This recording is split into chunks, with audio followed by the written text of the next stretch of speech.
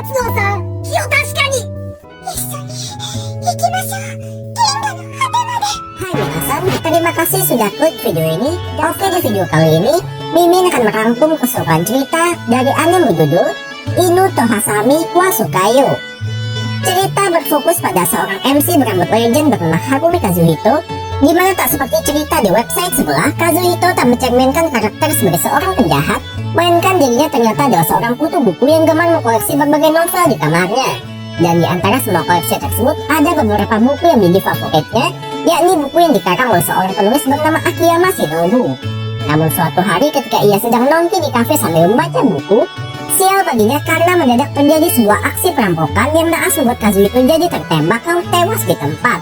Namun cerita tidak berakhir di situ atau berlanjut ke isekai, melainkan Kazuhito malah terakhir kembali menjadi seekor anjing berjenis Datsun. Lantas akan bagaimanakah nasib Kazuhito nanti? Oke, seperti biasa, jika kalian suka dengan konten seperti ini, bisa klik tombol subscribe yang ada di bawah. Dan Mimin juga meminta like-nya sebagai uang parkir. Tanpa banyak basa-basi lagi, langsung saja simak ceritanya. Lanjut.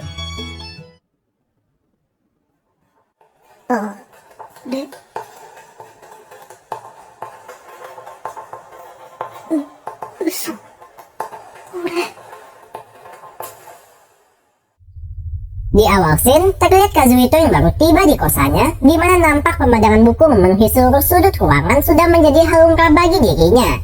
Dan tak seperti kebanyakan remaja konvensional pada umumnya, Kazuhito mempunyai hobi klasik yang tak lain adalah membaca.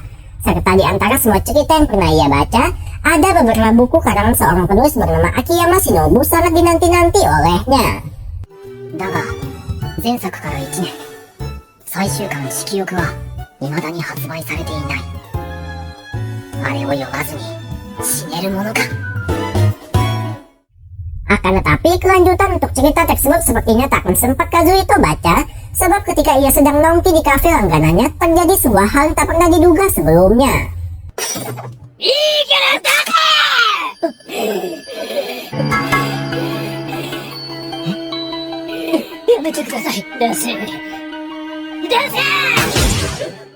Ya, ketimbang merampok di sebuah bank atau supermarket, sang perampok malah beraksi di sebuah kafe sepi yang pengunjungnya hanya 2 orang saja.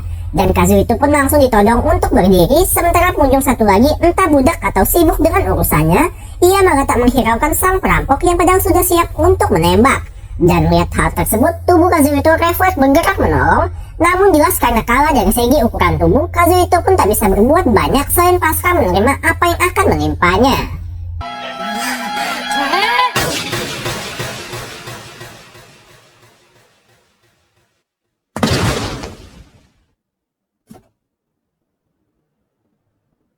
Lantas, di detik-detik kesadaran Kazuhito mulai menghilang, ia kembali teringat dengan memori saat hidup dulu, mulai dari keluarganya di kota, sang adik semata wayang, sampai teman sekelasnya. Tapi yang menjadi penyesalan utama bagi Kazuhito ialah tak bisa membaca kelanjutan cerita dari sang penulis idola.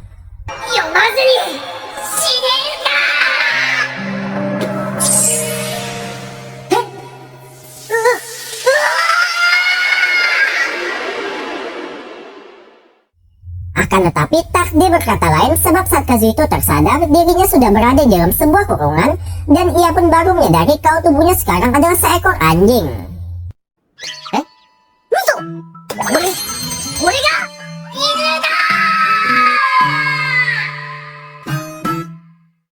Diceritakan sebelumnya, di tengah cuaca yang sedang hujan lebat, Kazuhito kebetulan ditemukan oleh seorang pria baik hati, sehingga disinilah ia sekarang berada di semacam tempat penampungan hewan. Serta karena wujud Kazuhito sekarang sudah bereinkarnasi menjadi seekor anjing, maka setiap ucapan yang terdengar darinya hanyalah suara gonggongan semata. Namun meski demikian, keinginan Kazuhito untuk dapat membaca buku tetap belum berubah. Lalu disitulah muncul seorang gadis misterius mendadak datang ke toko, atau lebih tepatnya berencana membeli anjing di hadapannya. Dan otomatis membuat Kazuhito jadi ingat kalau gadis itu adalah gadis yang ia tolong di kafe sebelumnya. すみません、その子は売り物では。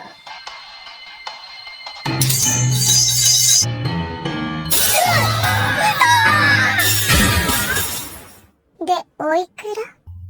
Jika umumnya seseorang mendapat seekor peliharaan baru, tentu akan dirawat atau diperlakukan sayang mungkin.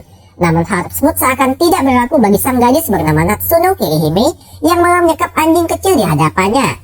Karena ternyata ia bisa mendengar suara hati dari Kazuhito yang terus merengek untuk dibebaskan. Namun begitu mengetahui kalau Kazuhito adalah orang yang mati karena menyelamatkannya di kafe, gadis itu seketika jadi terdiam mau mengizinkan Kazuhito untuk tinggal bersamanya.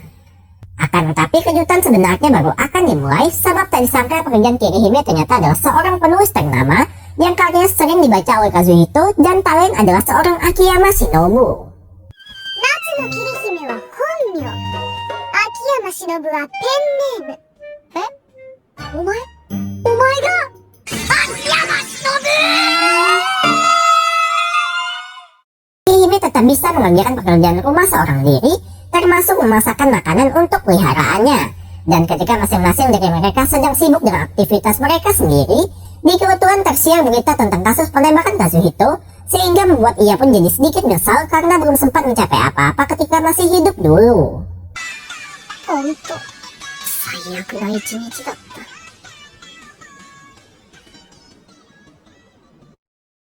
Keesokan harinya entah ada angin apa, Kirihime mendadak mengajak Kazuhito kembali ke kosannya, di mana semalam gadis itu rupanya sengaja menggunakan koneksinya untuk mencari info mengenai latar belakang Kazuhito. Tapi ada satu hal yang para penyelidik salah selidiki, yakni kosan Kazuhito berada di kamar 101, bukan kamar 102.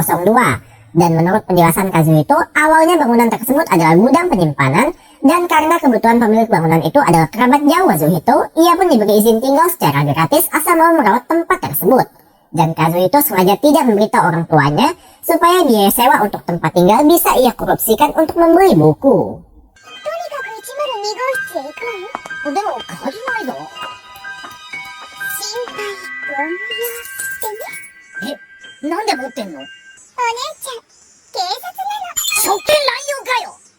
Lantas begitu masuk ke kamar 102, tempat itu masih sama seperti sebelumnya, kecuali ada sebuah koran di lantai yang memberitakan kalau pembunuh Kazuhito sekarang statusnya sedang buron.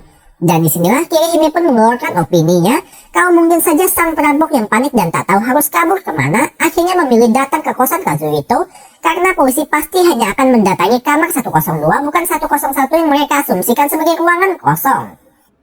それってあなたとあなたを殺した男の物語。ただの妄想だけど。Namun faktanya, dugaan tersebut ternyata benar karena begitu keluar dari sana, tak sengaja mereka berpapasan dengan sang buronan yang langsung mencoba untuk kabur. Sehingga terjadilah aksi kejar-kejaran yang lalu terhenti di sebuah jembatan penyeberangan. Nah, di sini Kazuhito pun menyadari ada sesuatu yang berbeda dengan sang buronan sebelumnya, di mana karena paham dirinya tak bisa kabur terus-menerus, sang buronan sebut saja Agus mencoba melawan Kirihime, tapi bukannya melawan seperti seorang penjahat, Agus malah mengeluarkan 2 buah buku dari jaketnya, sehingga membuat Kazuhito pun menyimpulkan kalau saat Agus bersembunyi di kamarnya, buku itu menjadi alasan kenapa kepribadian Agus bisa berubah.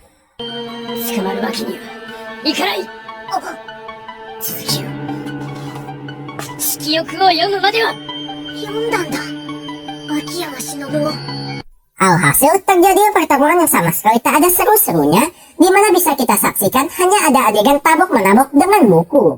Tapi Agus rupanya tak hanya membaca satu jenis buku saja, melainkan ia juga membaca buku bela diri, lalu menjadikan ajaran dalam buku tersebut sebagai referensi untuk melawan Kirihime. Dan pertarungan tak berakhir sampai di situ, sebab Agus ternyata juga membaca buku Mahou Shoujo, serta dapat meniru adegan dalam buku untuk menghipnotis lawannya.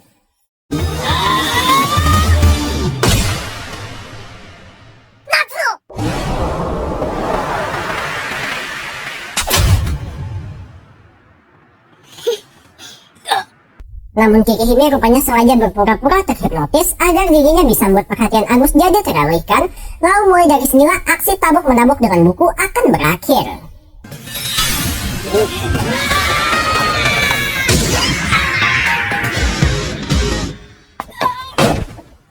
Begitu sang buronan berhasil dikalahkan, Kirihime meminta Kazuhito untuk membalaskan dendam dengan cara mendorong tubuh Agus jatuh ke jalan raya di bawah.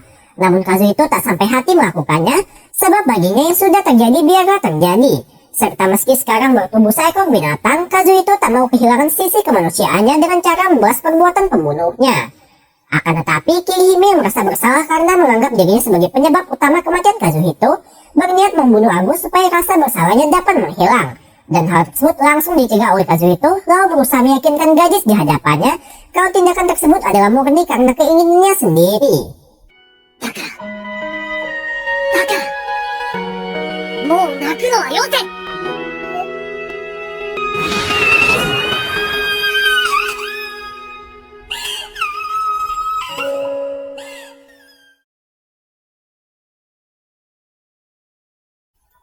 Setelah kejadian itu, terlihat Kazuhito tengah penasaran terhadap sesosok wanita misterius di ruang tamu.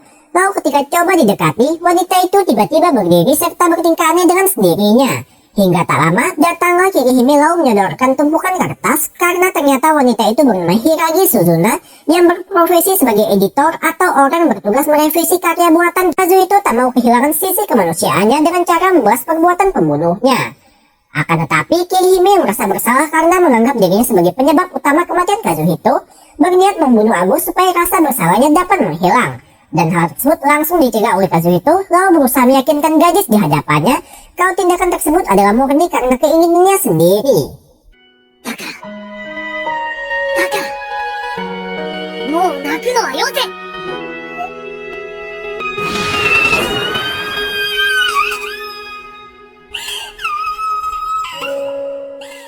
Terhadap sesosok wanita misterius di ruang tamu, lalu ketika coba didekati, wanita itu tiba-tiba berdiri serta bertingkah aneh dengan sendirinya. Hingga tak lama, datanglah Kirihime lalu menyodorkan tumpukan kertas karena ternyata wanita itu bernama Hiragi Suzuna yang berprofesi sebagai editor atau orang bertugas merevisi karya buatan Kirihime.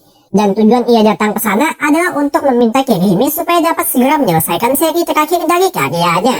ごたくはどうでもいいわ。で、どうなの？はい、全然ダメですね。よくわかりました。まさか秋山先生がスランプに陥るなんて。は？スランプ？ Akan tetapi bagi seorang penulis, mendapat kebuntuan adalah hal yang umum sering terjadi serta kini tengah dialami oleh Kirihime. Selain itu, alasan lain Hiragi datang berkunjung adalah untuk mengabarkan kalau di sekitar sudah beberapa kali terjadi aksi penyerangan misterius dan meminta Kirihime agar lebih berhati-hati jika pergi keluar. Namun mendengar adanya bau-bau insiden, gadis itu malah beranggapan kalau hal tersebut bisa menjadi inspirasi baginya guna mendapat ide untuk menulis karya baru.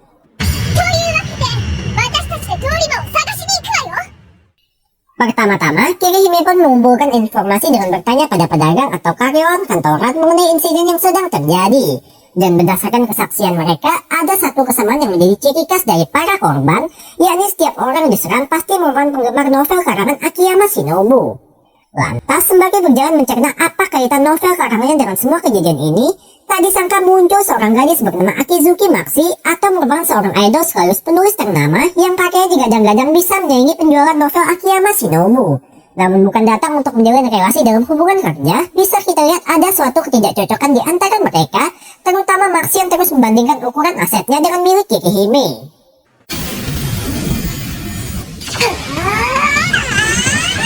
そこまでだ。いい本書くんだけどな。 Singkat cerita, ketika sore, penelusuran mereka pun stuck atau mengalami kebuntuan. Lalu di tengah berpikir langkah yang harus diambil selanjutnya, tiba-tiba terdengar suara teriakan yang ketika dihampiri ternyata berasal dari si Afro yang kali ini menjadi korban, atau lebih tepatnya rambut keritingnya sengaja dipotong oleh orang misterius. Dan melihat adanya sosok mencurigakan, Kirihime pun spontan langsung mengejar, meninggalkan Kazuhito sendirian di sana. Tapi itu yang sebenarnya diincar oleh sang pelaku, sebab ia sengaja mancing Kazuhito masuk ke gang sempit dengan umpan berupa sebuah buku. Dan tiba-tiba... 夏が帰ってくるまでこいつは読んでやがった。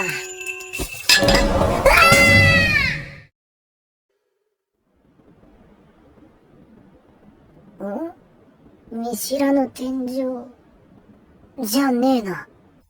Ketika tersadar, Kazuhito sudah berada di kosannya dengan kondisi sedang terikat.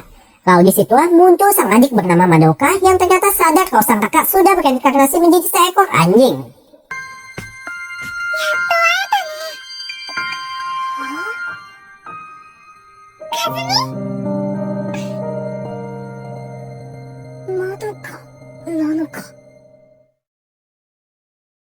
Dijelaskan, Madoka adalah seorang gadis yang berbakat baik di bidang akademik maupun non-akademik, dan karena dianugerahi dengan kelebihan itu pula, ia pun menjadi seorang gadis yang cukup populer di sekolahnya. Namun ada satu kekurangan dari Madoka adalah ia terlalu mencintai kakaknya, sampai-sampai demi bisa mengimbangi obrolan dengan sang kakak yang selalu bicara mengenai buku favoritnya, Madoka pun sengaja ikut membaca buku tersebut. Akan tetapi, hal itu menjadi pemicu kebencian Madoka terhadap Akiyama Shinobu yang dirasa telah merebut perhatian sang kakak kepada dirinya. Dan begitu mendengar kematian Kazuhito, tentu bisa kalian bayangkan sesyok apa mental Madoka, yang hal itu bisa kita lihat dari ekspresi gadis tersebut. Selain itu, fakta lain adalah Madoka tak benar-benar bisa membaca pikiran Dogi di hadapannya. Terbukti ketika Kazuhito mencoba bertanya bagaimana keadaan ayah ibunya, Madoka malah merespon dengan jawaban berbeda yang terkesan lebih ke arah tidak nyambung. Madoka-san, ちょっと質問よろしいでしょうか。何カズミ？うちで飼ってた猫の名前なんだっけ？そんなにカレーが食べたいの？しょうがないな、カズミは。よし、わかった。話通じてない。 Belum diketahui alasan kenapa Madoka menganggap anjing ditangkapnya sebagai si kakak yang telah tiada. Tapi kalau menurut Mimin pribadi, Madoka mengalami delusi atau kondisi di mana sang penderita tak bisa membedakan mana yang nyata dengan yang tidak. Dan ia sengaja menggunakan buku sebagai umpan karena mengira sang kakak pasti akan masuk ke dalam jebakannya.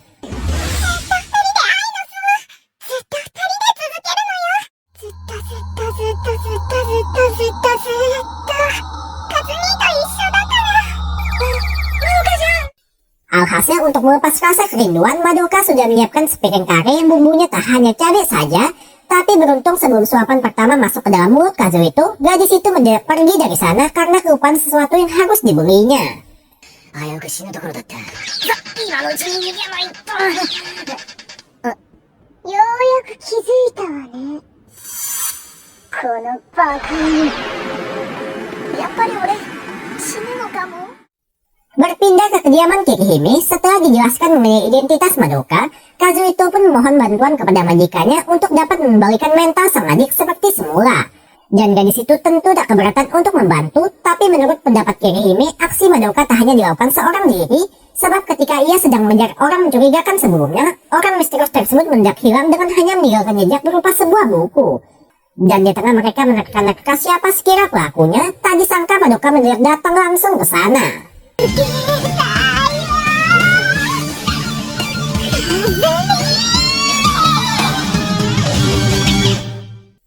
Lantas, Kirihime tak langsung memulai pertarungan, di mana ia pun mencoba meyakinkan Madoka untuk dapat menerima kematian kakaknya.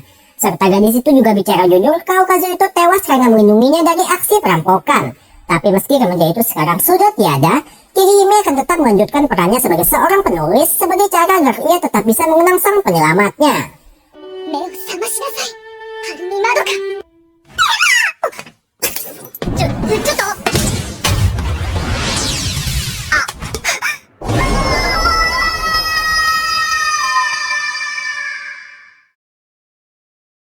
Alhasil, akibat mendapat sedikit pencerahan dari Kirihime, Madoka pun mulai bisa menerima kalau si anjing yang ia culik tak mungkin adalah kakaknya. Dan demi dapat menyelesaikan apa yang telah ia lakukan, gadis itu berniat melakukan pertarungan terakhir melawan Kirihime agar dirinya bisa mengambil langkah maju. Nah, disinilah Madoka pun akhirnya membuka tas gitar di punggungnya yang ternyata adalah sebuah senjata unik yang ia beli secara online via COD, di mana benda tersebut bisa berubah bentuk serta fungsi menyesuaikan dengan lawan yang dihadapinya. Akan tetapi, Kirihime yang hanya bermodalkan sebuah gunting mampu mengimbangi serangan dari senjata tersebut. Bahkan ketika benda itu berubah bentuk menjadi sebuah meriam, Kirihime dengan menggunakan guntingnya mampu menahan serangan proyektil sekaligus membelah peluru menjadi dua bagian. Dan mengetahui kalau ia sudah tak memiliki kesempatan menang, Madoka pun akhirnya mengakui kekalahannya.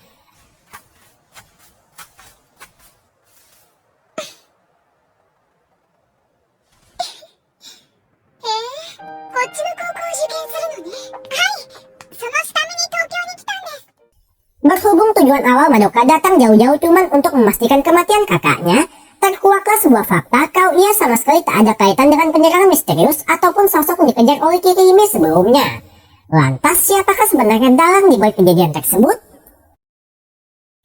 Kembali ke kediaman Kirihime, tampak di pintu masuk Kazuhito sudah menunggu guna menyambut orang selain Kirihime yang bisa membaca isi pikirannya. Dan ternyata orang ditunggu anjing tersebut rupanya adalah Hiragi Suzuna, serta wanita itu juga mengaku kalau ialah orang dikejar Kirihime sebelumnya.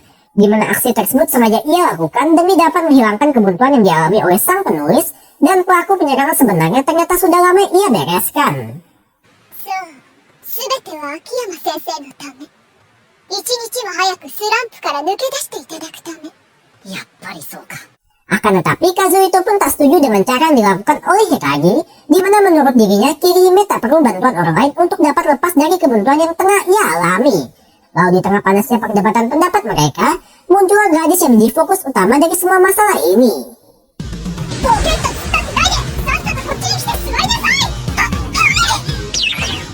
すべての黒幕はあなただったのね。はい、すべて私がやりました。そんなあっさり。Lantas Kirihime pun langsung menegaskan kalau ia tak butuh bantuan orang lain untuk dapat lepas dari kebuntuan, sebab itu juga merupakan bagian dari pekerjaannya sebagai seorang penulis. Serta apabila Hiragi berani melakukan tindakan serupa lagi, ia mengancam akan bersikap baik pada Hiragi yang notabene adalah seorang masokis. これからもよろしくお願いしますね。ヒーラーさん。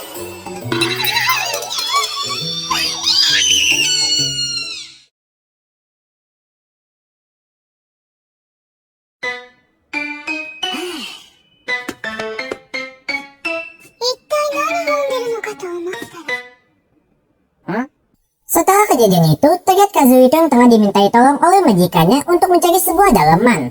Di mana karena Kazuhito sekarang adalah seekor dobi, ia pun diminta untuk menggunakan indera penciumannya demi dapat menemukan benda yang hilang. Lalu karena dibutuhkan sampel bau, Kazuhito pun mulai mengendus-endus tubuh tuannya, tapi karena lebih terkesan mencari kesempatan dalam kesempitan, Kirihime pun refleks langsung melempar anjing kecil tersebut. なんだよ順番って。大体胸なんて触ってねえよ。つうかどこが胸なんだよ。なさすぎてわからねえ。Dirasa tak cukup hanya berdua saja, Kirihime pun manggil Hiragi guna memperluas area pencarian. Dan karena tak menemukan apa-apa di dalam rumah, mereka pergi mendatangi gym langganan Kirihime, siapa tahu mungkin ketinggalan di sana.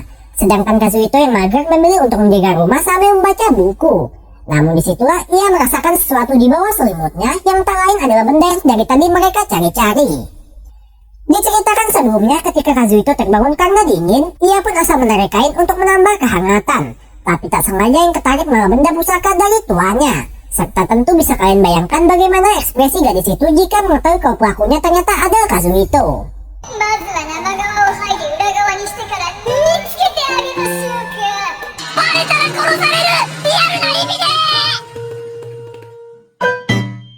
Kembali ke Kirihime, setelah pencariannya tak membuahkan hasil, ia pun pulang ke rumah dengan tangan kosong.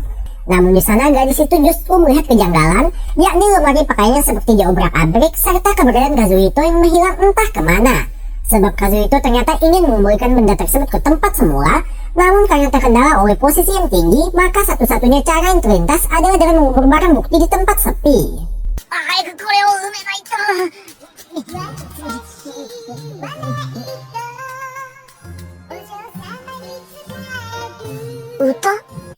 Akan tetapi Kazuhito malah melihat pemandangan yang agak aneh, yakni dari seorang pelayan bernama Moribesachi yang tengah melakukan drama seorang diri.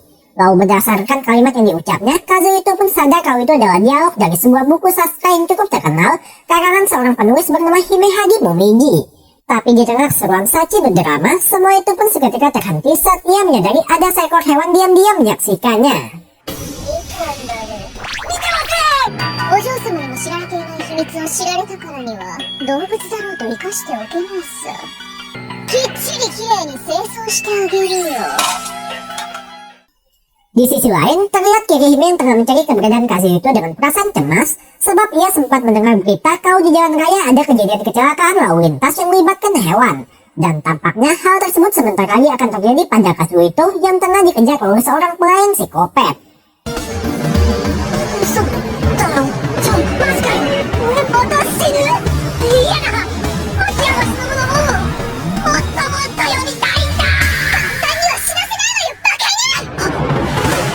'Akan tetapi sebelum terjadi aksi pergelutan di sana, sang pelayan tak mau terlambat pulang lebih milih untuk menyarungkan sapunya lalu pergi. Namun hukuman bagi Kazuhito tetap tidak terelakkan ketika Kirihime melihat benda yang ia cari-cari ternyata dibawa oleh hewan peliharaannya sendiri. 選択肢をあげるわ。A 死ぬ B 死ぬ C 死ぬ。さあどれ。バッドエンド一択じゃん。お願いですから、このハサミしまってください。 Cerita berpindah pada Kirihime bersama Kazuhito yang sedang membeli buku, dan secara samar-samar ia merasakan ada seseorang seperti sedang mengawasinya. Diceritakan beberapa hari sebelumnya, gadis itu kerap mendapat serangan dari beberapa orang penguntit yang tentu semua berhasil dibantai habis olehnya. Namun masih menjadi misteri apa yang sebenarnya menjadi tujuan utama mereka. Kesampingan hal itu dulu, demi dapat menambah omset penjualan, sang pelayan toko pun menawarkan buku yang dirasa storynya lumayan bagus pada Kirihime. Dan karena melihat Kazuhito tampak tertarik untuk membacanya, ia pun jadi membeli buku tersebut. Tapi begitu sampai ke rumah, insting Kazuhito langsung sadar kalau ada seseorang yang telah masuk ke sana lalu menambah jumlah buku di lemari. Atau lebih tepatnya, buku dengan judul yang sama seperti yang baru dibeli tadi. Dan karena aksi sang pelaku sangat rapi sampai-sampai tak membuat alarm keamanan jadi berbunyi, maka satu-satunya petunjuk yang tersedia Talin adalah buku itu sendiri. Iya, watashi mo yonde miru. 強敵でしたね。こんな本を見逃していたなんて、俺もまだまだ修行が足りん。 Kesimpulan dari hasil investigasi mereka adalah tak ditemukan sesuatu yang mencurigakan, kecuali sang penulis novel bernama Fujimaki Hotaru yang seperti mengikuti gaya penulisan novel buatan Kirihime. Lalu ketika memanggil Hiragi untuk mengetahui identitas Fujimaki, diketahui kalau penulis tersebut merupakan putri dari seorang penulis lawas bernama Ozawa Susan, bukan Maria, serta dirumorkan kalau ia menggunakan pengaruh ayahnya agar membuat buku tersebut dapat laris di pasaran. とにかく行ってみるしかなさそうね。で、住所は？いやー、どこかで見た住所だと思ったら、俺の高校があった町じゃん。すぐに気づきなさいよ。 Singkat cerita, ketika sore, supaya bisa cepat sampai ke tempat tujuan, Kazuhito pun mengajak untuk melewati jalan pintas berupa sebuah gudang terbengkalai. Namun tak disangka mereka ternyata sudah dikepung oleh banyak stalker yang lebih seperti dihipnotis oleh sesuatu. Dan sayang tidak dijelaskan bagaimana proses Kirihime mengalahkan mereka, karena tahu-tahu muncul seorang pria yang tak lain adalah Ozawa Susan. Dan tiba-tiba... 暴力に訴えるつもりか。下劣なコンスメ、貴様それでも作家か。まあいい。なんだ、この光景は。 Lantas, berhubung pria parubaya itu masih tak mau buka suara, Kirihime pun sedikit menggunakan kekerasan untuk dapat membuatnya bicara. Hingga terkuaklah kalau memang benar ia adalah penyusup yang telah masuk ke dalam kediaman Kirihime, serta alasan ia melakukan hal tersebut adalah karena dimintai tolong oleh putrinya. Dan fakta lain adalah pria parubaya itu ternyata bukanlah orang yang hipnotis para stalker, melainkan putrinya lah pelaku sebenarnya. ってことは、黒幕はこいつじゃなくて。そう、事件の黒幕はやっぱり藤巻。違う。もう手遅れよ。娘は何も知らん。本当だ。本当に娘は何も。 Kemudian ketika malam, mereka pun akhirnya sampai ke lokasi yang dituju, yang rupanya adalah sekolah tempat Kazuhito menimba ilmu dulu. Lalu mulai dari sini, mereka pun berpencar satu sama lain guna dapat menemukan lokasi Fujimaki berada.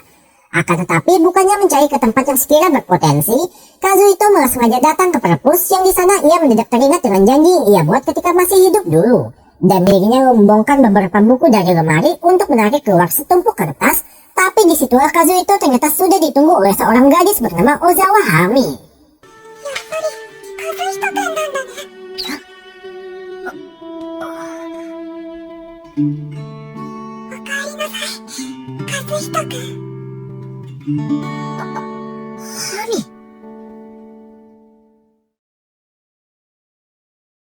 Diceritakan dulu, pertemuan antara Kazuhito dengan Hami terjadi secara kebetulan, tepatnya ketika Kazuhito masuk ke perpus dan tak sengaja melihat tumpukan naskah di meja lalu berakhir dengan membacanya. Tapi ternyata penulis dari karya tersebut adalah Hami yang tengah bersembunyi di kolong meja. Alasan gadis itu melakukan hal tersebut adalah karena pengaruh dari sikap pemalunya yang langsung aktif jika bertemu dengan orang baru. Namun Kazuhito yang dasarnya adalah seorang maniak buku pun tak mempermasalahkan hal tersebut selain meminta Hami untuk melanjutkan novel buatannya. Serta dari situ pula terjalin kedekatan di antara mereka, sampai-sampai Hami membuat janji dengan apabila naskah tersebut sudah selesai, ia ingin Kazuhito menjadi orang pertama yang membacanya. 和彦くんが一番最初に言うんで。あ、約束だね。藤巻蛍ってペンネーム、和彦くんの名前を並び替えて作ったの。 Sebenarnya, Hami sama sekali tak mengerti apa yang diucapkan oleh Kazuhito, Tapi alasan ia bisa mengetahui kalau anjing di hadapannya adalah orang yang pernah membuat janji dengannya dulu adalah karena hanya Kazuhito lain tahu posisi naskah tersembunyi itu berada. Dan alasan ia merencanakan penyerangan pada Kirihime supaya bisa melenyapkan gadis tersebut, yang dengan begitu otomatis membuat dirinya yang disebut sebagai peniru bisa menjadi sang original itu sendiri. そんなの間違ってる。ハミ。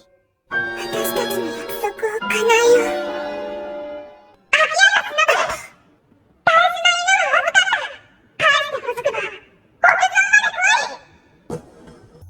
Alhasil begitu mengetahui kalau Kazuhito mempunyai hubungan spesial dengan Hami, Kirihime pun otomatis langsung cemburu. Tapi berhubung lawannya kali ini adalah seorang penulis, maka metode pertarungan yang akan mereka lakukan adalah adu cepat menulis naskah sebanyak 100 lembar. Dan apabila Hami berhasil menang, maka Kirihime harus mundur dari profesinya sebagai seorang penulis. ありがとうございます。じゃあ、開始の合図をしてもらおうかしら。ほら、泣きなさい、ザコイね。それじゃあ Dijelaskan perselisihan antara penulis sudah sering terjadi sejak dulu kala, dan demi mencegah adanya pertumpahan darah, maka diadakanlah kontes menulis sebagai ajang untuk dapat membuktikan kemampuan sebagai seorang sastrawan. Jika dilihat dari segi pengalaman atau kemampuan, tentu Kirihime lebih unggul dibandingkan dengan lawannya. Akan tetapi pertandingan kali ini ternyata tidak berjalan secara sportif, melainkan Hami menggunakan beberapa trik untuk mengganggu konsentrasi Kirihime, seperti menggetarkan meja, sengaja menuangkan tinta, serta seperti melakukan semacam hipnotis guna mengganggu konsentrasi lawannya. Namun meski demikian, Kirihime tetap lebih unggul dengan dirinya tetap bisa fokus melanjutkan apa yang harus ia kerjakan. Alhasil dikeluarkanlah satu trik pamungkas supaya dapat menang, yakni dengan mengambil alih alam bawah sadar Kirihime guna menyerang dirinya sendiri. Dan ternyata hal tersebut bisa dilakukan karena dari buku yang Kirihime baca sebelumnya, Hami sengaja menanamkan semacam kata-kata sugesti, sekaligus itulah alasan kenapa ia bisa melakukan hipnotis massal pada banyak orang sekaligus. Tapi apakah Kirihime akan kalah di situ?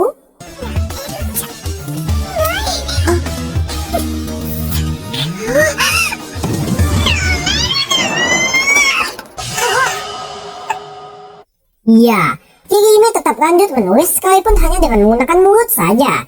Dan ketika pertandingan sudah berada di detik-detik terakhir, tiba-tiba... あと1枚。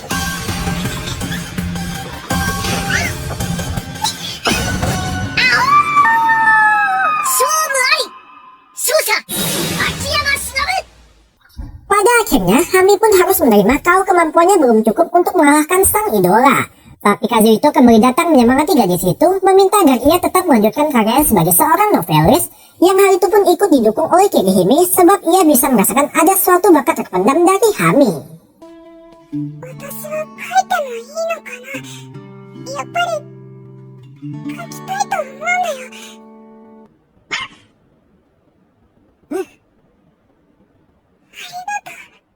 Berkunjung, di mana ia bermaksud menawarkan pada Kirihime untuk mulai mempublikasikan identitas aslinya kepada publik, yang mana hal itu bertujuan mendongkrak tingkat popularitas serta juga sudah dilakukan oleh Maxi supaya dapat dikenal luas. Tentu bisa dipastikan akan muncul berbagai reaksi serta tanggapan mengetahui kalau penulis dari buku yang selama ini mereka baca ternyata berasal dari seorang gadis berusia 20 tahun. Tapi mengingat hasil tulisan tangan yang luar biasa dari Kirihime, maka hal tersebut tak akan menjadi masalah. Namun Kirihime sama sekali tidak tertarik, malahan mengabaikan Hiragi seolah-olah menganggapnya tak pernah ada di sana.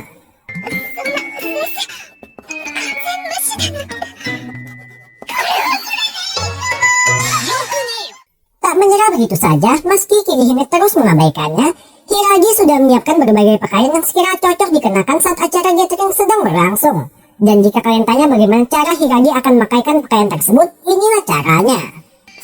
ゲームの神様って何？何が始まるの？変身の小さな。 Ya, dengan menggunakan semacam teknik khusus, ia dapat dengan cepat mengganti pakaian Kirihime sesuai dengan seleranya.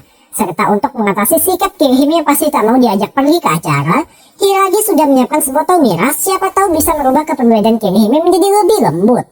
じゃあ行きますよ。縁の神様、我に力を与えたまえ。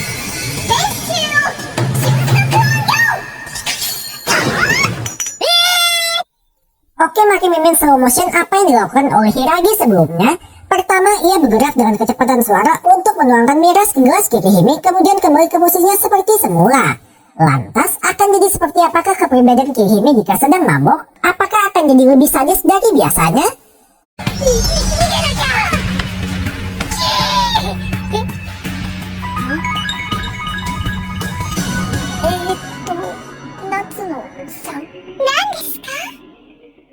Tapi ternyata sikap gadis itu justru berubah 180 derajat dari biasanya, yang hal itu otomatis membuat Hiragi si masokis jadi sangat terpukul karena tak menerima siksaan seperti yang ia bayangkan.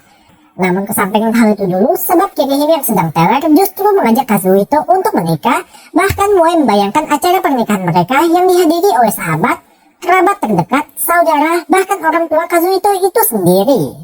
私たち幸せにならないと罰が当たりますよね。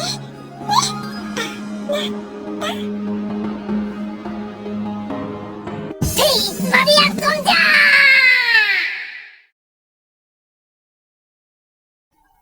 Scene akhir menempelkan Kirihime yang sudah kembali seperti semula, dan kehidupan Kazuhito sebagai seekor anjing masih akan terus berlanjut. Tamat. Oke minasan, cukup sekian alur cerita dari anime berjudul Inu to Hasami wa Sukayo kali ini. Jujur sebenarnya Mimin sudah lupa sama film satu ini, tapi pas nonton anime Inu Hero kemarin yang konsepnya hampir-hampir mirip, jadi penasaran buat nonton lagi. Pesan yang bisa diambil dari anime satu ini adalah, capailah sesuatu yang bisa dibanggakan karena umur takkan ada yang bisa menebak. Sekian. Got the mojo deals, we been tripping like ayy. Pulling out the coupe at the lot.